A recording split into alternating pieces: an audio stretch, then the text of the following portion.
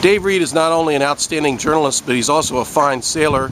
Dave has been with Sailing World for 16 years, but he also is a very active sailor. Not a lot of us yachting journalists are also very hardcore sailors doing big-time events.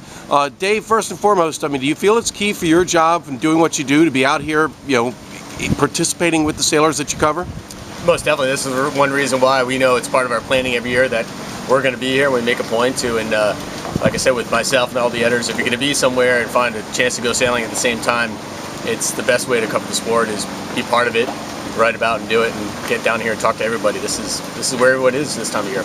And I imagine it helps you. You get a better insight. You get stories that you might not have gotten. I mean, it's one thing to be down here walking around the docks and covering, but it's another thing to be out there on the water, competing, participating. Do you feel as though it helps you with what you're doing? Oh, most definitely. I think the postponements that we have in the morning are great because it gives you a chance to just network, connect with people, talk about what's happening here, what's happening throughout the year, just getting story feelings for other things. And then I think when you sail and you come off the water, you feel like you have a more genuine experience. So when you're at the party afterwards, you can kind of relate to what people are going through and make it a more legitimate story.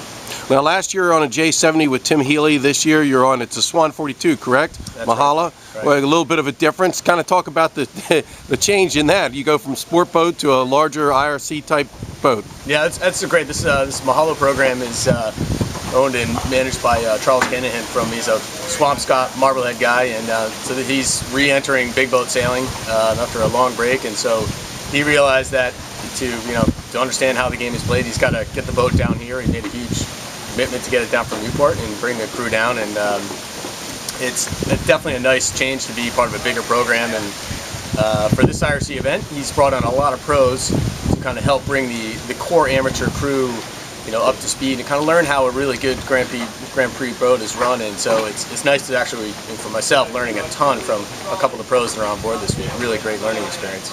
Now, you grew up in Newport sailing, and kind of tell us how you became, because a lot of us would say that's a dream job to work for Sailing World, be able to write about sailing, cover sailing, and be in this environment all the time. Kind of tell us how you got involved with your career. It was an early start, just growing up in Newport, which is sailing capital of the country, and just racing J24s my whole life, and grew up racing with Herb McCormick, who was the editor of Cruising World magazine at the time. And when I came straight out of college, I said, "Do you have an internship?" And he said, "Yes, we do." And that's the only job I ever had, and it's hopefully the only job I ever will have. If they have to kick me out, I said. And now you're the editor, so do you still get to write a lot, Dave? I mean, I know there's a lot of editing other people's stories, planning, logistics, management, etc. How much writing do you get to still do? That's 50-50. I think same thing for all my editors. That you gotta, to be a good writer, you've got to do it. You've got to practice it, and you've got to go sailing and bring that same experience back to the magazine. And so it's a bit of 50-50. So the editorial well is both stories that we go through, but we sort of go after the best writers and photographers we can to make that package great, and then just focus on a lot of the online content is just how to just racing instructional and gear and boats, and hire as many great writers as you can. So now obviously you've written many times for the magazine about Key West, the experience down here. The regatta's evolved, obviously. It's not as big as it once was, but it's still a pretty good regatta. What are your thoughts on Key West as an event? I think it's still the premier event.